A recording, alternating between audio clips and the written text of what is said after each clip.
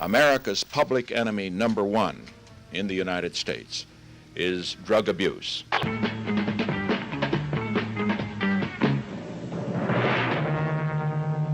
A healthy life. It's up to you. Marijuana is an intoxicating, mind-muddling drug. Drugs are menacing our society. They're threatening our values and undercutting our institutions. They're killing our children.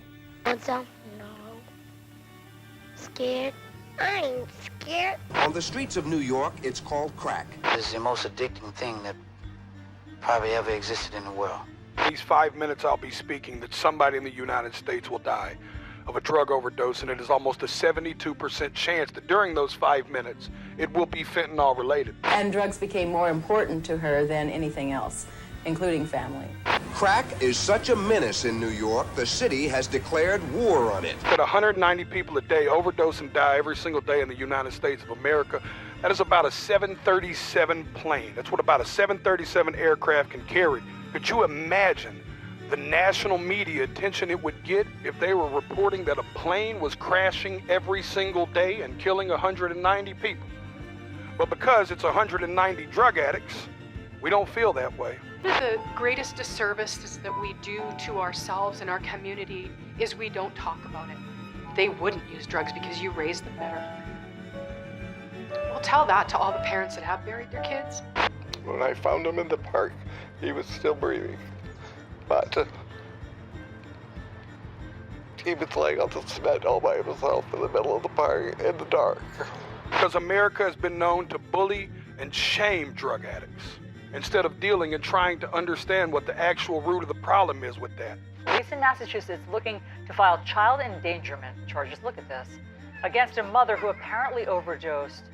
In Northeast Ohio, there's this photo of two grandparents overdosing with their grandchild in the car.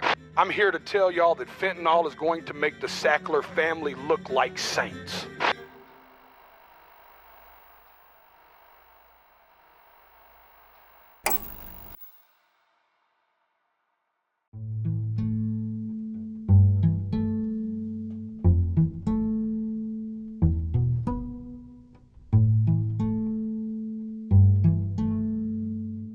Teresa.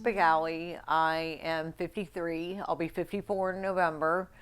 I'm from Akron, Ohio, the birthplace of AA, and I moved to Fort Myers in 2009. I can't tell you when I had my first drink. I think my father used to let me take sips of his alcohol as a child. Like my dad would take me into bars, and oh my God, I loved it because oh, look how cute she is. People doted on me. You know, we ate chips and played pinball. I just loved the atmosphere of the bar. I mean, because, you know, I got a lot of attention and I was adopted. Like, I asked my, you know, adoptive mom, did my birth mom give me up because I was ugly? Or because I had hair when I was born? Or, you know, I didn't take it well, even though my adoptive mom was always like, well, we picked you, you were special, we really loved you. And I just could not process that. I took it as I was unlovable and just had self-hatred. So, you know, people doting on me and stuff really made me feel good because I didn't get positive affirmation in my home. You know, like my father would tell me, you're never going to amount to anything. I'm going to go to the bridge and jump off. And it was just not an environment that produced self-esteem. Probably the first time I got drunk, we were at a wedding and I was like 12 years old and my dad was drinking 7-7s and, you know, I asked him for a sip. And so I was going to the bar to get them and I was taking sips of them as I took them to him. And so he kept giving them to me. And I remember on the way home, I was like, I don't feel good. And my mom's like, good, I hope you get sick, you're drunk. Like I had my first real drunk that I remember when I was 14, and it was before an all-night skate. We were at this guy's house that I was really like attracted to. Like I was a pariah in school. So like a guy like that, you know, wanted nothing to do with me. I would pull out my own hair. So I had this really bad comb overdue. We went to the all-night skate and I started getting a hangover and I was like, wow, I'll never do that again. And I think I did it the very next day. And at that point, I became a weekend drinker. And I never saw the point in having one drink, because why would you have one drink? The point is to get as drunk as you can and have a good time. And it was an amazing time, because all of a sudden I had confidence. I was beautiful. I was no longer afraid.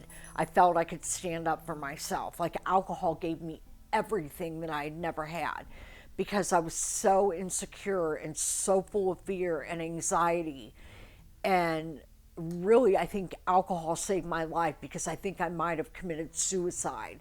I was bullied so bad and had so much fear that had I not discovered alcohol when I did, who knows where my life would have turned. And it just kind of, just kept going. We would go around bumming quarters at the bowling alley and say, oh, we need to call our mom. Oh, can you give me 50 cents? It's long distance. The drinking age was 19, and then it turned to 21. But if you were 19, you could still buy alcohol. Then we would find a guy that looked 19, and it's like, do you have a car? Yes. Will you buy us alcohol and drive us around while we drink it? So I'm getting into cars with complete strangers. And so I got this boyfriend, and he wasn't very keen on me doing stuff like that. So I think my drinking slowed down a little bit in 10th grade. By the time 11th grade rolled around, I was kind of experimenting with drugs a little, like pills and stuff a little bit, and smoking more marijuana, and missing school, getting suspended, getting expelled.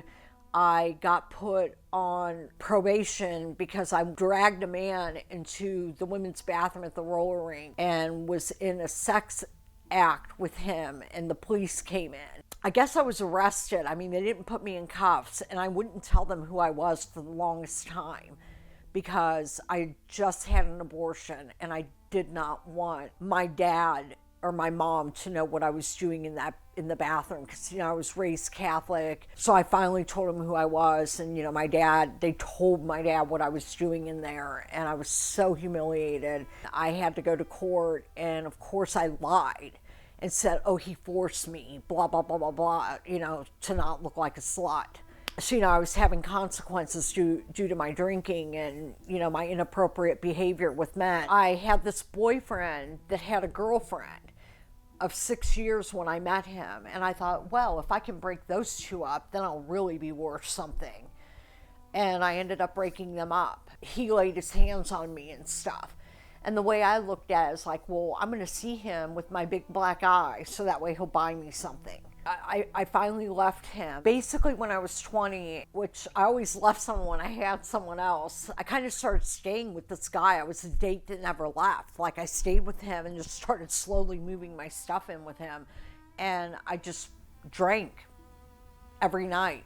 It was affecting my work. I ended up getting terminated from the job I was at because I called off and was at the bar. So I went to work for this door-to-door canvassing place, and they had staff night. And I was like, ooh, staff night. And staff night turned into every night. This guy came to work with us. And so, of course, I hooked up with him. And he was in AA, but he still smoked pot. So I didn't know he wasn't really sober. So I decided to get sober without AA, but I thought you could do pills and stuff because he was smoking. And it turned out he wasn't really, he was still shooting heroin. And I didn't know it because, like, all of a sudden his stereo got stolen, and then it reappeared, and his car got stolen. And I remember riding a bus I went to an AA meeting, a young people's meeting, because the girl told me about it. And I was really into long-haired dudes and band members. And she told me about this guy that went to the Saturday night young people's meeting. So I went there one night, and I remember on the bus ride home, I just felt so empty and alone. And I thought, well, if you got like 3 days sober, if you stay sober until Saturday, you can go see that guy again at the meeting, because you can't date him if you don't go to AA. And that's how I got sober. And it was October 11th of 1991, and I was 21 years old. They told me in treatment that I should stay away from men for 2 years, not just a year. And I'm just like, know what you're talking about. I know what I'm doing with men. So like I never turned that part over in like my third step, and I kept screwing with the men and screwing with the men. In 1996, I met the man that would end up being my husband. And I guess he became my everything, my higher power, my everything. And when he left, the sunlight left, and I became disabled, and I couldn't go to work anymore. And I got put on disability. I stopped showering. I stopped brushing my teeth. I stopped changing my clothes. I just was wrecked. So then I was looking for work under the table as like a barmaid in like a shots and beer bar. So the bar owner was a drunk, and they all knew I was in recovery. And one day I asked her, can you taste the difference between Budweiser and Bud Light? And she was like, get me a shot, 2 shot glasses, and get me a Budweiser and Bud Light. And no one wanted to do it because they knew I was in recovery. And I'm like, oh, it'll be fine. It'll be fine. And so I took a shot of Budweiser and Bud Light. And then eventually, like 2 or 3 months later, I told my sponsor, and she's like, you need to reset your date. And then I'm like, well, I'm going to go out and get good and drunk. I did that and started drinking, every day again. And then it was really weird. I had a counselor, and she's like, you need to stop drinking. And I'm not a Jesus person, but she prayed. And what was really weird is I lost the taste for alcohol. I couldn't drink anymore. And one day I was having pain, and I took, a Vicodin, and all of a sudden I got this overwhelming sense of well-being. And I was like, wow, I hope I have pain tomorrow. And that started the drug addiction.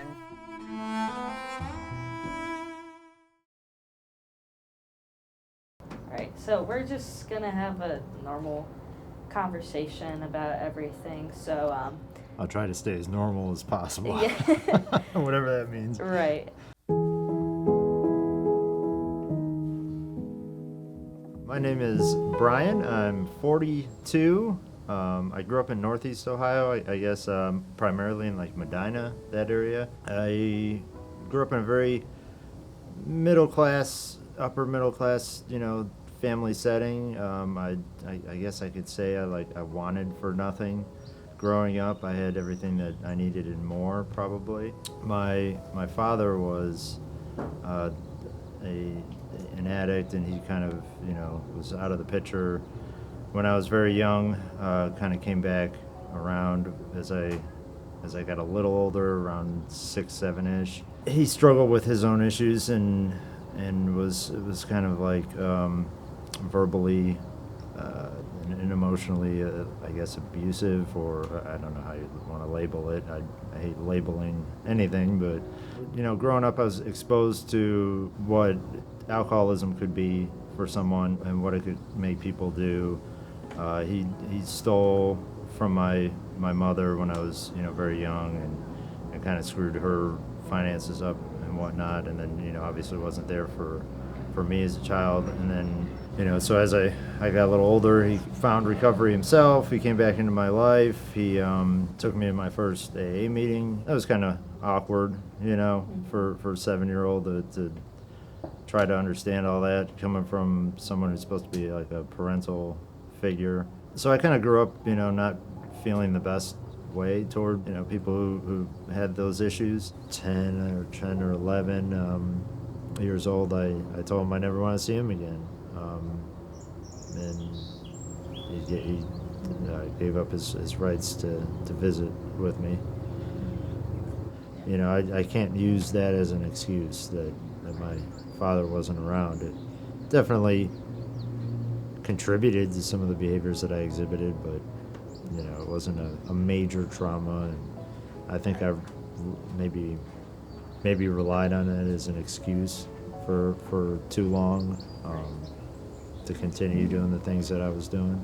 Going through school, I can kind of like identify with, now today I can identify with a lot of the behaviors that I exhibited that led me into my own addiction. I was obsessive, I was selfish, I was very resentful toward people in the world. I held on to a lot of desires and attachments to people and things, and desires for specific outcomes, with relationships, with situations, you know, the way I like to kind of control in my head how I want the world to work out, you know, for everything. And when it doesn't, I would get upset, you know, I would blame external factors. And it took a long time for me to realize it was all caused by me. So yeah, I don't know, growing up, going through like high school, the one thing I noticed was I really craved acceptance from other people,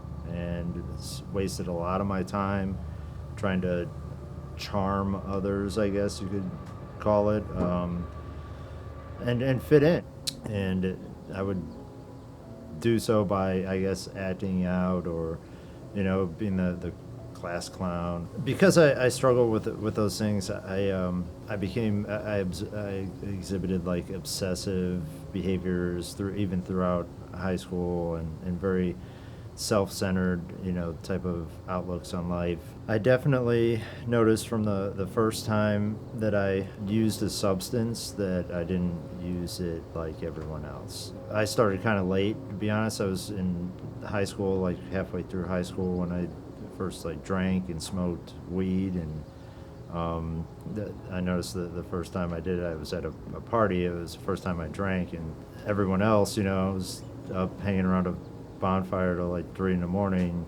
drinking, whereas, you know, and they all started at like 10 at night, and I started at the same time they did, and I was, you know, passed out in the driveway by 11 because I, you know, drank way too much. And it didn't really occur to me till later that that was not, you know, normal, that once I, you know, put something in me and start to feel the effects of it, that I needed more, and I didn't stop. And like everything else in life, I thought I could control it and control the outcome. Around 16, 17 was the first time I used marijuana, and the feeling that kind of went through my head was, you know, oh man, I found it. You know, this is the feeling I've been looking for. You know, this is the piece that's been missing. So then, of course, you know, I wanted to experiment with all kinds of other things. Alcohol was about the same time as marijuana. After trying all those things, I wanted to try LSD, psilocybin, cocaine, you know, anything that I could get my hands on. That was all. By my early 20s, there wasn't much that I hadn't at least experimented with. I used to like to go to like a lot of music shows and hippie fests and get into that kind of crowd, you know, and it wasn't all for like the group mentality. It was because they had the best substances. So, and then, you know, I was introduced to opioids in my mid-20s when I was in the middle of my studying for my undergrad. It was OxyContin at first, and it was, you know, I'm going to do this every weekend, or, you know, once a week or whatever, and that was good for, you know, 6 months or so. And then it was like, you know what, I could do this on a Wednesday night too. Why not? And then, you know, that was good for another 6 months, and then it progressed to, okay, now, you know, why can't I do it on Monday, Tuesday, Thursday, Friday too, you know, and why can't I do it in the middle of class? I mean, there's probably not a single classroom in the College of Business at Akron U that, you know, I didn't dip out of to go to the bathroom and do a line or something right in the middle of class, you know. And then it was like benzodiazepines, anything that took me out of myself. You know, I was introduced to phenylethylamines, tryptamines in my 20s, you know, sedatives, barbiturates. I don't think there's anything that I haven't tried. There's substances, there's definitely substances that I've tried that, you know, I probably couldn't even tell you what they are. The U.S. Postal Service was one of my best drug dealers for a long time, when the dark web first started out. And that's a good story, actually. Bitcoin was first introduced. I probably bought 15, 20 Bitcoin over the course of a couple of years, and that's when they were like $50 a piece. And of course I spent them all, you know, on substances on the dark web. And looking back on that, I'm like, man, that was so stupid, you know. I'd be a millionaire now. That's the mentality that I had, though. It was like those things were worth to me more than money. when I first did heroin, when I first, started doing intravenous drug use, it was the same thought that I had when I first tried marijuana. Like, here it is. I've found it. I've arrived. This is it. This is the missing link. 12 years later, 15 years later of doing that, and life's destroyed, and it was like a blink of an eye, really.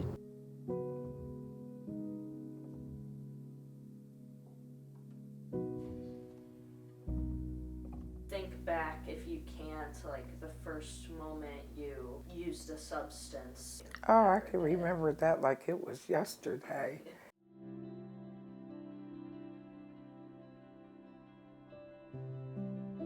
My name is Eva Hartwell, and I am the founder of Freedom House for Women.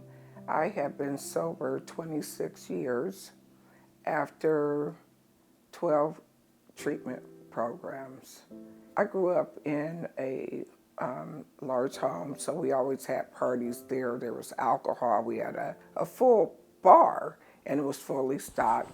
And I can remember drinking alcohol before I went to school, not knowing that the effect would be where I was literally falling down when I got to school. And my grandmother raised us, so my grandmother worked at the school that I went to.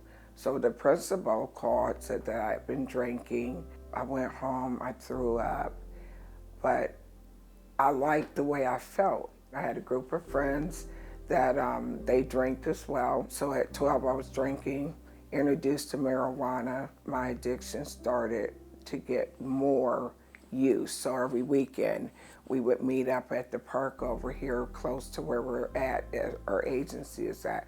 And we would literally go up on the roof and drink, smoke marijuana. And at that time it seemed like it was fun. And then I met some other people in my life that introduced me to cocaine, and then that was like what really got the ball started with me. Because cocaine, when you use it, you want more and more and more of it because the effect is so short.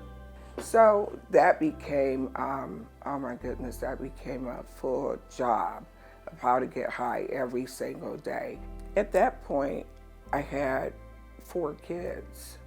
So I'm in my 20s now, who were being neglected due to my drug use, because you can't be a great parent if you have a drug problem.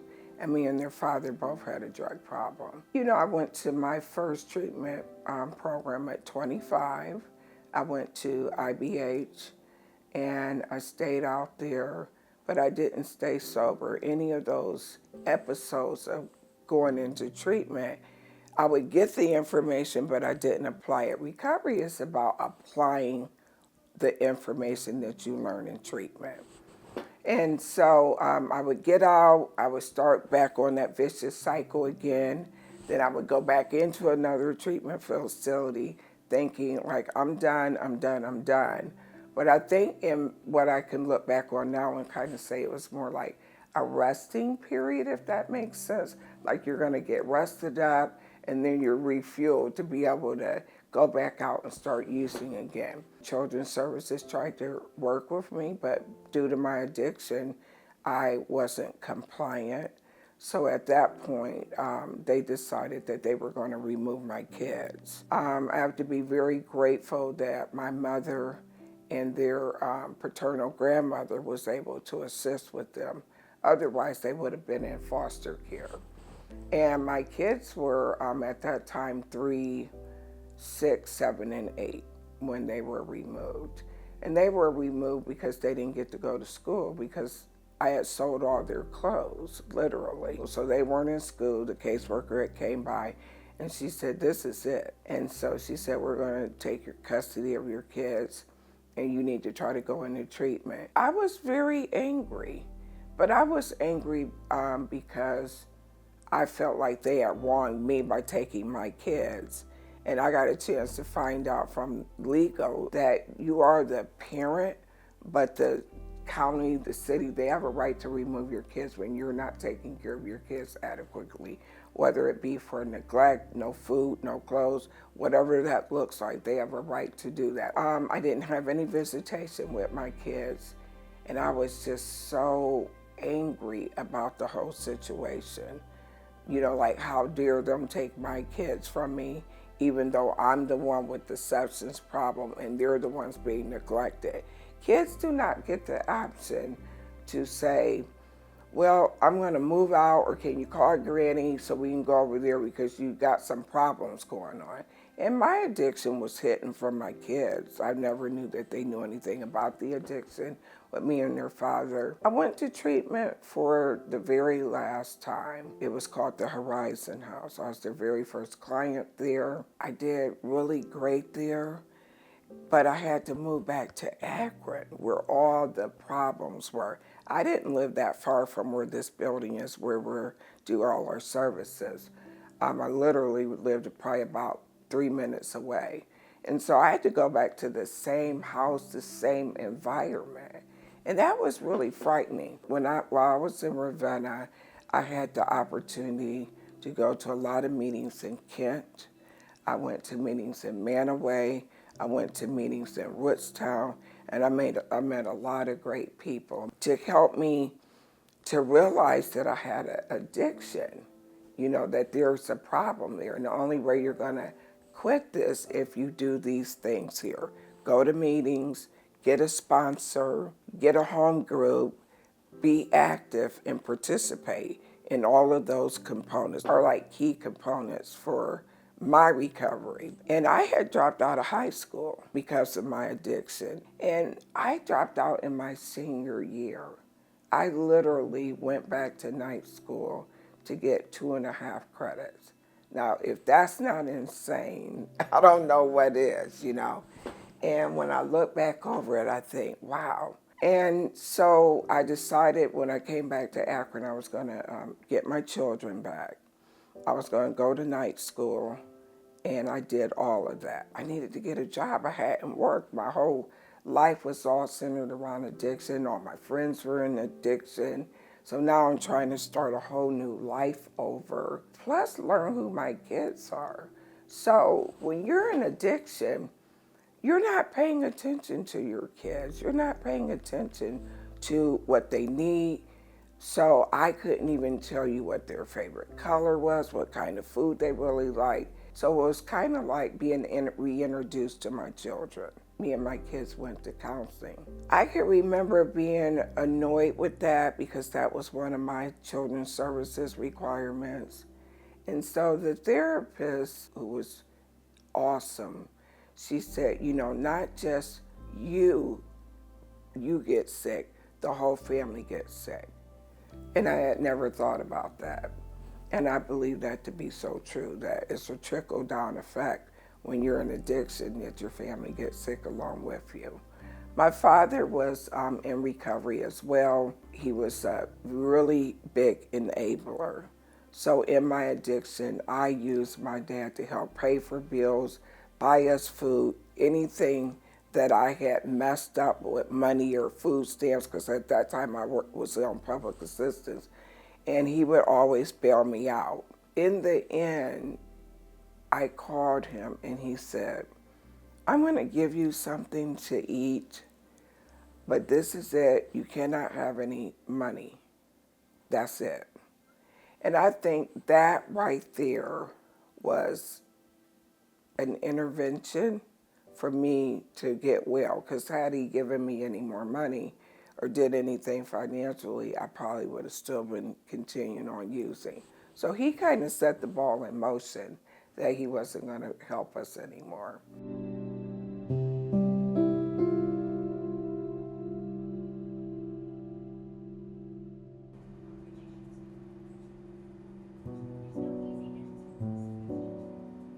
My doctor ended up firing me because I kept asking for pills. So then I started going to pain management. They could call you in anytime to count your pills. So I stuck with how many I had a day and just took them all at once around 7 p.m. And I wouldn't eat because if I ate, the buzz would go away. So, I started dropping a lot of weight.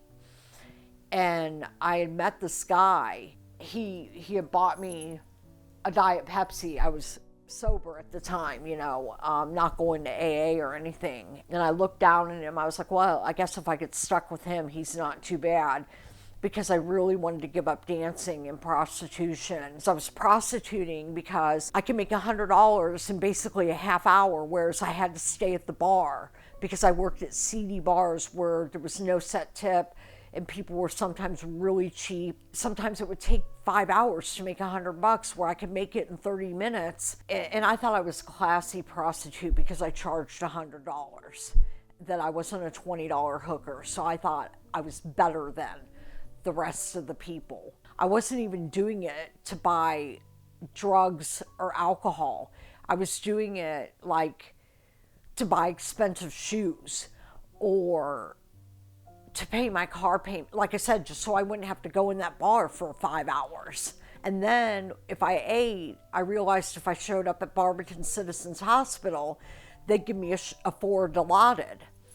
And then I could stay high longer. So then I started appearing there all the time, like 2 to 3 times a week.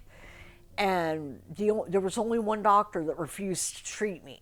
The rest of them would give me, what I wanted. And then there was this one doctor that would be like, okay, I'll give you 40 Percocet. And I'd be like, well, can you give me 50? It was like freaking negotiation, and he'd give me 50. And so like Barberton Citizen Hospital was like my drug dealer. I came here to live with my parents, and I got sober for like a month and a half, and then when I moved to government housing, I started using again. I wouldn't get rid of my pills. I said I worked too hard for them. Yeah, I bounced in and out of psych wards. I knew I was going to use the minute I got out. One of the times I met a guy, and I thought, oh, this would be brilliant to bring him home with me. I mean, he taught me how to shoot up, crush the oxycodone and shoot it up, and that lasted about 9 months before I accidentally overdosed and ended up in Gulf Coast Hospital. They ended up Baker acting me when they found out I was shooting up. I came home and started going through really bad DTs. And so I went back to the hospital, and I waited for 12 hours for them to tell me I had to go to Solace Care. And Solace Care was full. And there was a facility up in Clearwater where they would come pick you up and take you there. And I'd been there before, so I called them, and they came and picked me up and took me up there. And I went to detox, and I was there 35 days, signed up to try to go into long-term, like a regular treatment program. And that started my next recovery. And I picked my sobriety date for May 3rd of 2011. And I ended up going to long-term treatment, and it was freaking awful with all those young people, and they picked at me, they talked about me in group right in front of me, and finally I just said, this isn't helping me, I think I need to go home.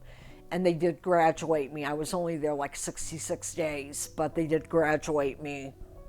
And I started going to Narcotics Anonymous. I mean, my appearance was so bad, and I was so depressed. And then I heard people talk, gossiping about other people. And I'm thinking, if they're saying this about someone who I really respect, what are they saying about me?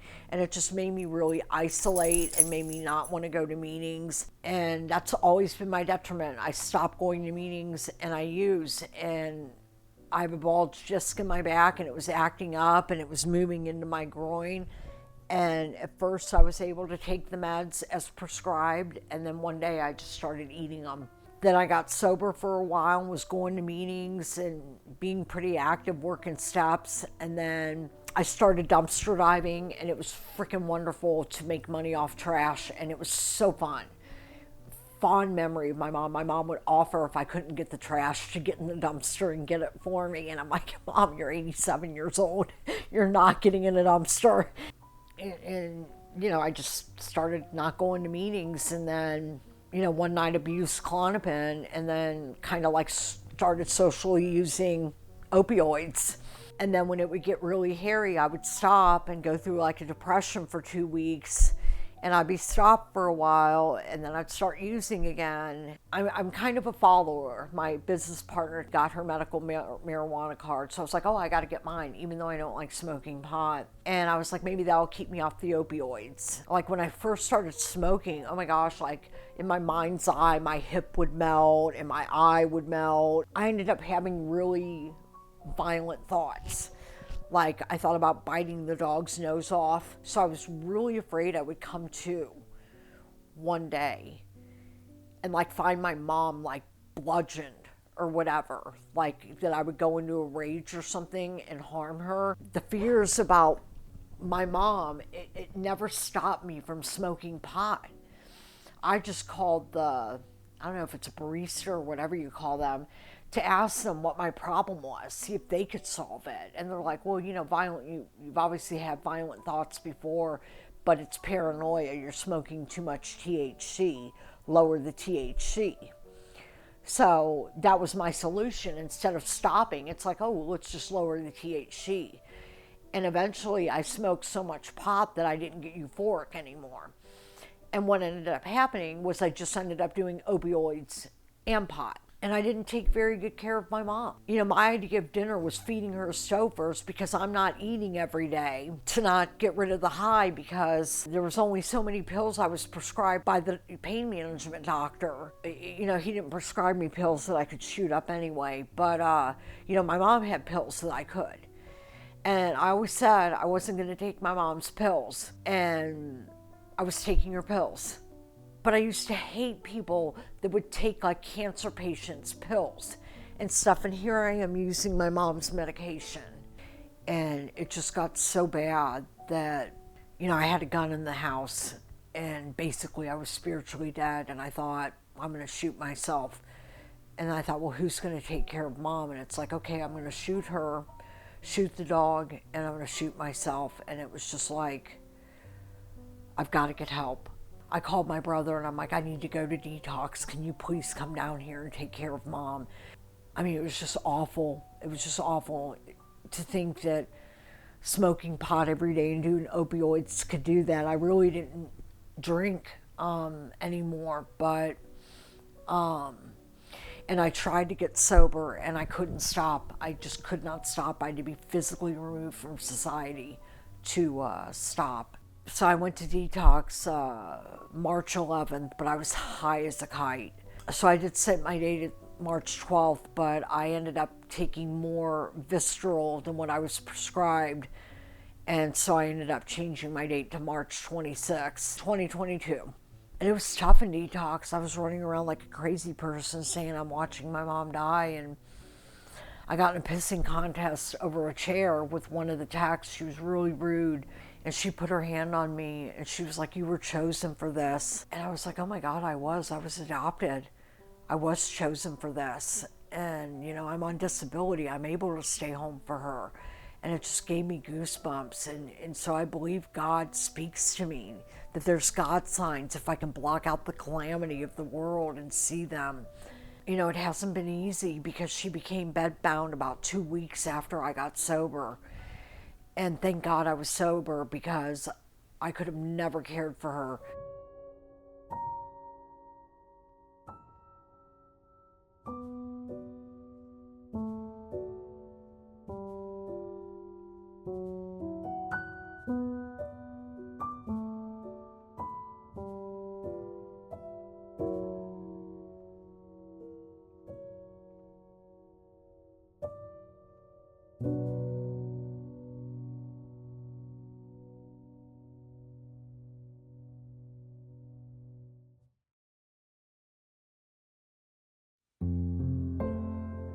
Part of my journey had to do with abandonment issues.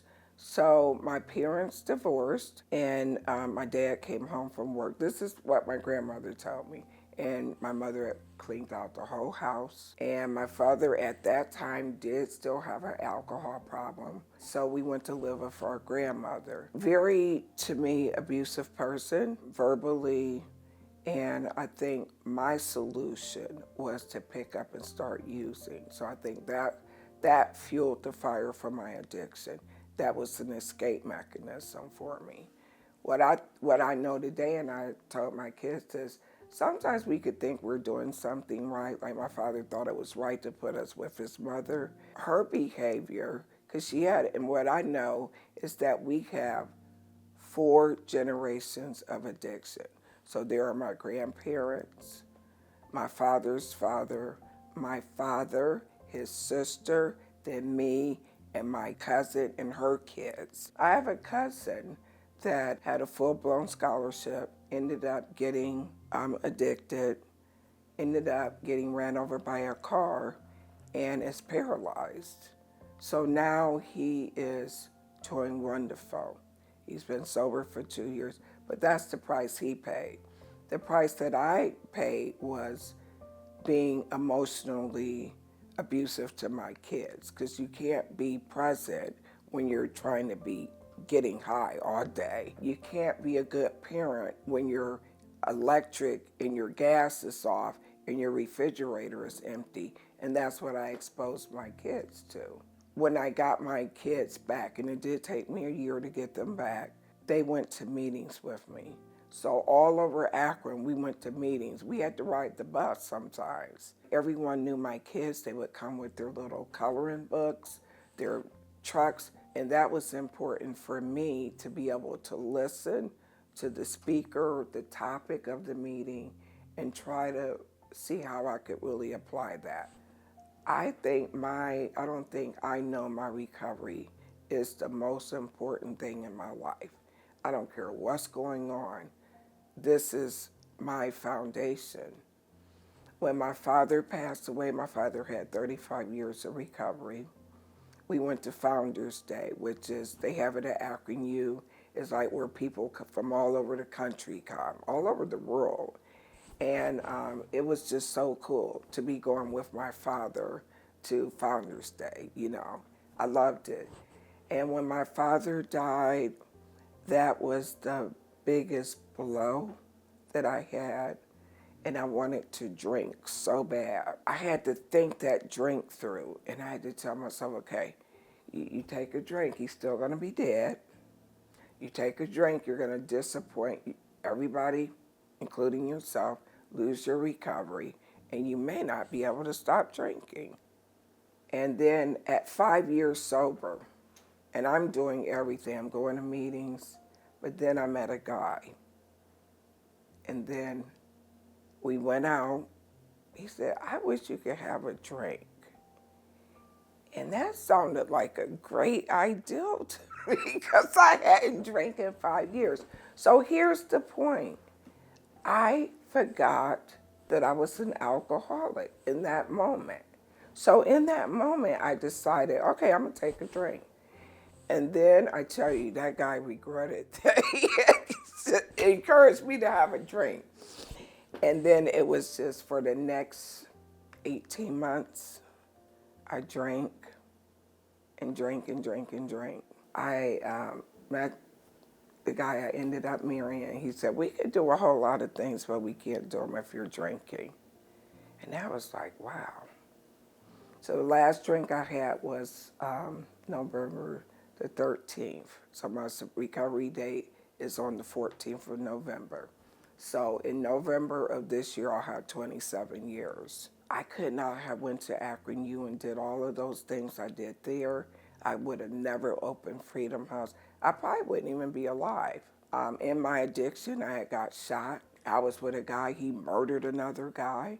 I ended up going to prison. Again, we're talking about addiction, because had I not been in the streets, living in the streets, dealing with people that live the lifestyle that most people don't, I would have never been in that situation. There was a fight and he killed the guy, and I was there.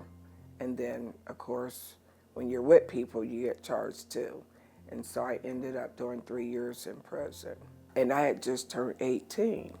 I didn't even have any children. What I'm telling you is that it was a path of destruction. From the first time I picked up the drink and was stumbling and falling down at school, so that it just set up a stage for me to follow, a path of going nowhere, accomplishing nothing. So I'm going to tell you about my children. I have 7 children. My oldest son, he's a nurse, him and his wife. My second oldest son is in Saudi Arabia. He's with the Air Force. My third son, he's a firefighter. He's a lieutenant for the Air Force in Atlanta. And then I have another kid that is in the Army, and he went in at the reserve at 17, and then he has been in there ever since. He'll be 34 this year. He's an officer. So what I'm saying about those 4 children is that through my addiction and recovery, they came out to be great guys.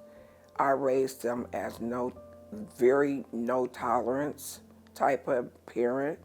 When I got them back, I was afraid for them. I was afraid that they were going to become me or their dad. So I had to prevent that. And the only way I could prevent it was being strict. So they weren't allowed to go anywhere. They couldn't have company come over. And they were very active in sports, football, basketball. They swam, they wrestled, they did all of that. My second set of kids, I have a kid that is in active addiction, and there's nothing that I can do for him. I worry about him every day dying, so I struggle with that. When he was staying at my house, I literally, because he would be asleep for so long, I was always checking on him to see if he had overdosed. It's still stressful. He's 26. When he doesn't see me or call me, I feel like it's nothing bad, but then it can't mean anything good, because I know about avoiding. When you avoid your family, that's because you're not doing good. And no matter what I say, he has to come to his own conclusion that I have a problem. That's a personal thing. It's nothing no one can do, no doctor, no nurse, no psychiatrist, no treatment facility. That's a personal thing when you can actually say, I'm defeated.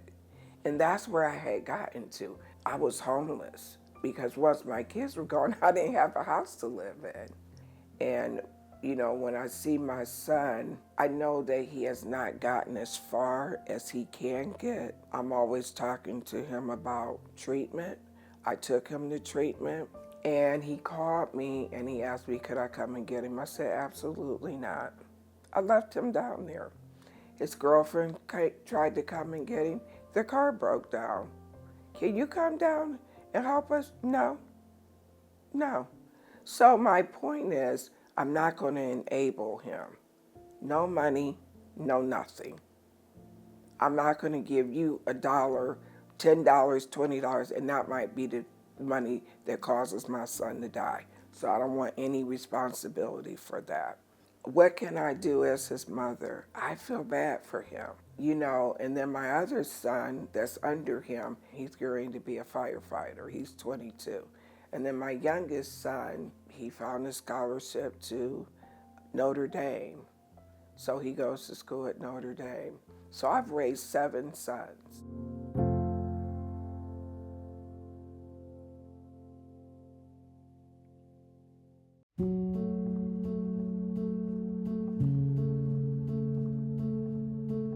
Looking back now, I realize that I didn't use substances like everybody else, you know, but in the moment, I thought that it was perfectly normal. I mean, why wouldn't someone want to just continue to drink to oblivion or to smoke to oblivion or whatever it is, you know, to oblivion? I mean, the purpose for me for using substances was to just go I'm like an all or nothing type of person. You know, I threw away 15, 20 years of my life, you know, being completely self-absorbed and putting every substance I could get my hands on in me. I didn't want help for the longest time. I didn't think I had a problem. Everybody else had the problem. You know, who are you to judge me? And what I learned in my, you know, expeditions and my travels and using was I can't use anything like a normal person, because there were times where I identified the problem. I was like, you know, I need to stop doing this. You know, my life isn't getting any better or whatever. So I'd be I'll just smoke weed, I'll just drink, I'll just, do this on the weekends. But eventually I'd always want more. The next time I drink, or one time I drink in the future, or smoke or use, I'm gonna want, all right, well, let's go to the next level. Let's go get some dope, or let's do some coke, or then as soon as I do that, I'm worse off than I was before I started. I start selling everything I have. I spend all my money. I lose my job. Everyone has a different pathway to either finding recovery or finding a continuation down the road they're going. And I personally know for me that it was, I had to be at a point of desperation. I went through the last probably 10 to 12 years of my addiction. The first, 5-6 years were actually kind of good. When I look back on it, I love the feeling that I got from substances. It didn't start getting, noticeably bad or paradigm shift encouraging until it got bad enough. I've visited every municipal jail in Northeast Ohio at least once. I've overdosed I don't even know how many times. Had to be revived by first responders over 25 times. I was homeless. I destroyed all of my relationships with everyone who ever gave two craps about me. The only way that I was able to find to change it was be forced to, by enough suffering. That's how I got to kind of be able to find a way, a light out of it, to really give up on the way that I was living. I mean, at that point, I didn't want to live. Looked forward to the next overdose because, hopefully this time I wouldn't have to wake up and deal with life and all the crap that I wasn't dealing with. When I worked in a correction facility, I was all by the book. There was no gray line, it was just all or nothing. And so one day, my supervisor said, Eva, this is treatment first and then corrections. But I was going to move on to a new job, and I went to a mental health facility. And I was astounded at the clientele. I was like, oh my goodness, I was afraid. But do you know what I really think, Zoe?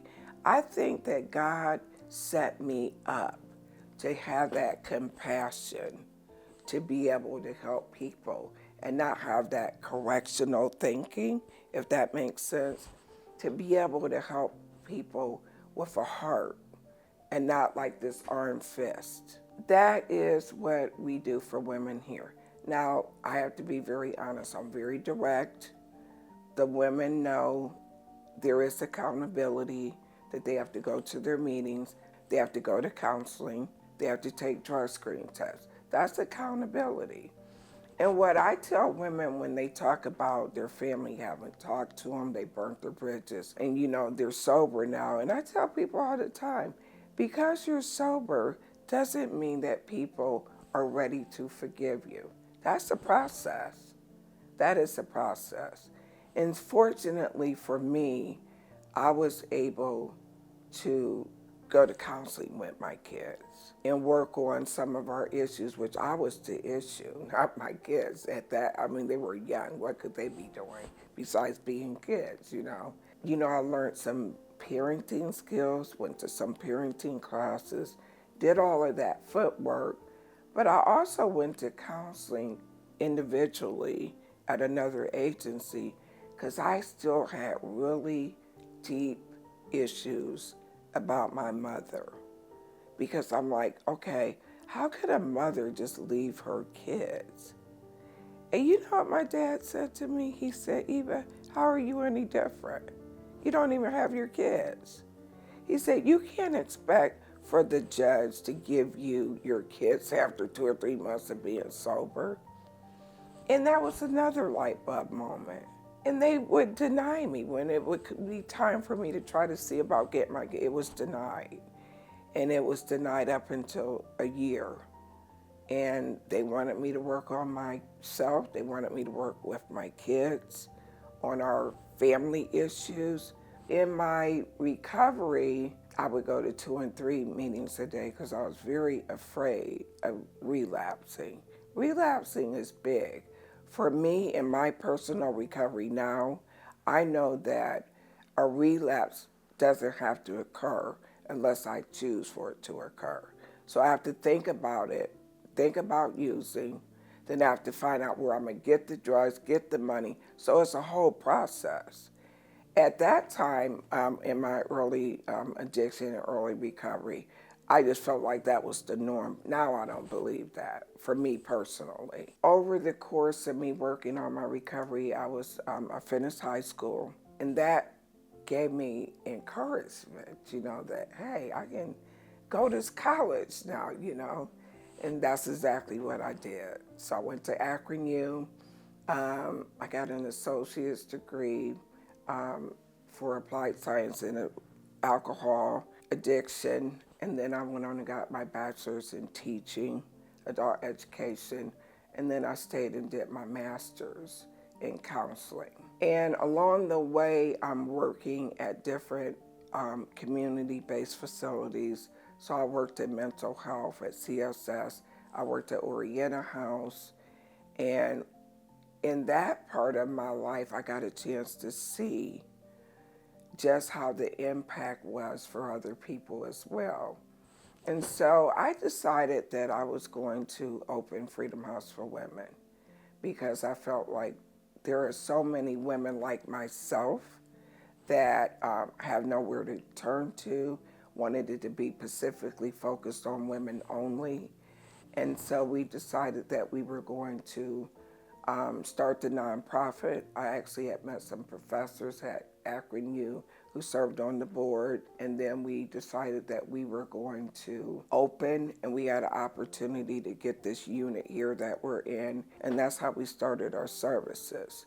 We literally started with $2,500, and that was in 2007. So on October the 10th of this year, we'll be here 17 years. Part of our program services has to do with, we opened up a recovery house. Recovery housing wasn't around when I got sober. I think it's so wonderful to be able to have that opportunity because a lot of people have to go back to their same environment like I did and white knuckle it through, so that if somebody comes to your house and they have drugs or alcohol, you might not be able to say no, whereas in recovery housing, the houses are staffed 24/7. And then I worked on opening up our treatment facility. So we have outpatient treatment services. We are certified through Ohio Department of Mental Health and Addiction Services to provide IOP, which is intensive outpatient treatment, to provide individual counseling, group counseling, assessments, urine drug screen testing. We help them with how are you going to move into a house, setting up budgets. A lot of people don't even know how to make a budget. A lot of people don't know how to make a resume. So we work with all walks of individuals to be able to help them. Our goal is to, we have a property that has some land on it, so we're looking at trying to put on an addition so we could serve more women to help them in the community. I have not had it easy. I just paid my house off 11 years early. Couldn't have done that if I was in addiction. I wouldn't even have a house if I wasn't in recovery. Life is good, but there's still challenges. I belong to an awesome church, the Light Church. I love it there. My recovery, I would die for it, literally. You would have to kill me to use again. There is nothing about using that is beneficial to me on a personal level.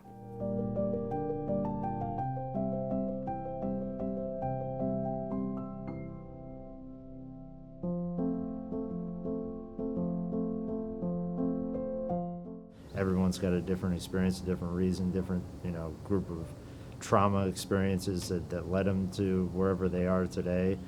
And they're going to have to find, their own through their own past experiences and the things they've learned over time, they're going to have to kind of build their own smorgasbord of tools to kind of get out of it. With recovery now, I am. It's a constant process for me personally, and it's different for everybody else. You know how they want to skew it. If they want to, lean on a belief in some kind of faith-based system, great. Or if they don't want to do that at all, great for them. For me personally, it's constant improvement. It's a process, man, because a lot of days I wake up and I'm like, okay, today's not going to be a great day, and maybe I have a negative outlook on things, from the start, or my head's somewhere else. I mean, I've been able to identify that my thoughts are, terrible. They want to run the show, and it's kind of awful. So I try to avoid actions and behaviors that are selfish or self-centered, that are judgmental of others, that are not, loving and tolerant. Am I perfect at any of them? Hell no. One of the things that I like to say is, when I get upset to myself is, why can't people just behave the way that I have designed for them to behave in my head, Because then I can realize how ridiculous that sounds. So what I would want to say to my younger self is nothing at all, because no one's mind is ever changed by telling them how wrong they are. There's nothing that I could have said that would have changed what I was going to do, and honestly, I wouldn't want to change anything about my past. It's, put me where I am today, and I think that I'm right where I'm supposed to be, and I've experienced exactly what I was supposed to experience. If there was one thing I could say to my former self is hold on to your Bitcoins, and that's about it. I know for me that, all the problems that I experience, all the negative emotions and all the negative feelings are all self-created. And I have the choice today to either, dwell in those or try to do something positive and move in a positive direction. So that's kind of where I'm at.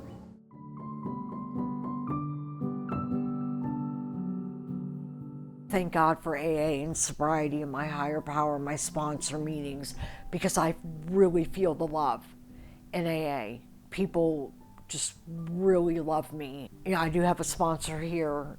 She's a wonderful woman. She's always like, when I snapped at my mom, she'd be like, give yourself some grace. This is very stressful.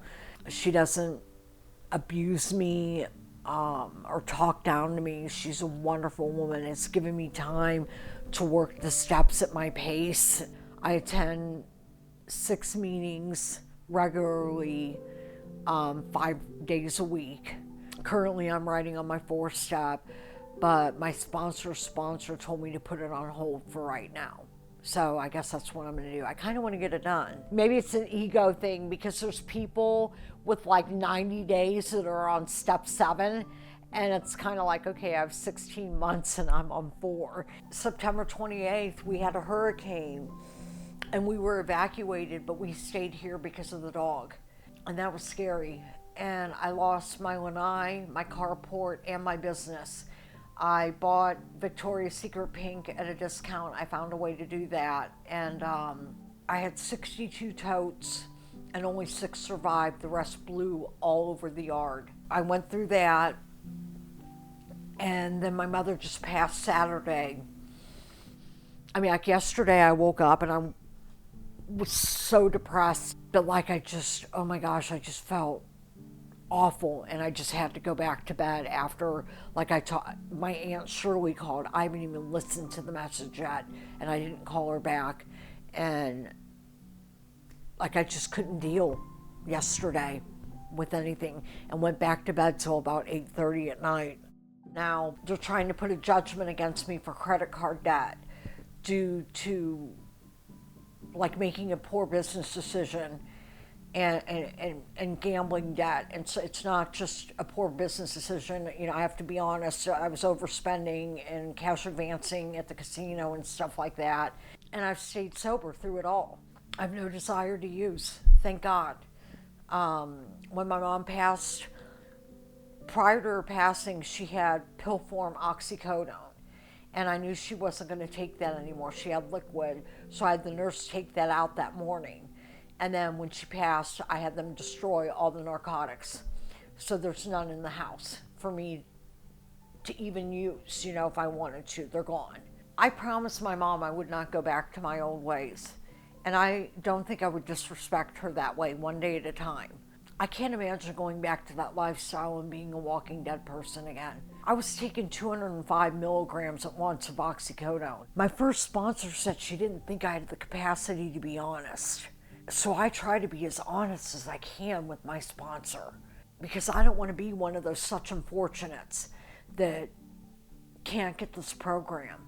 Even if it's embarrassing or does not show me in a good light, I'm honest with my sponsor, because I just don't want that lifestyle back ever again. It's so painful. It is so painful. That's Puppy. I got him in 2013 when I had almost 2 years clean the last time. I rescued him from the dog pound, and he's such a joy. He's the love of my life. Even though it sucks some days and I don't want to function and I don't want to get out of bed, it's still better than wanting to kill your mom, your dog, and yourself. So hopefully one day at a time, I will be sober the rest of my life.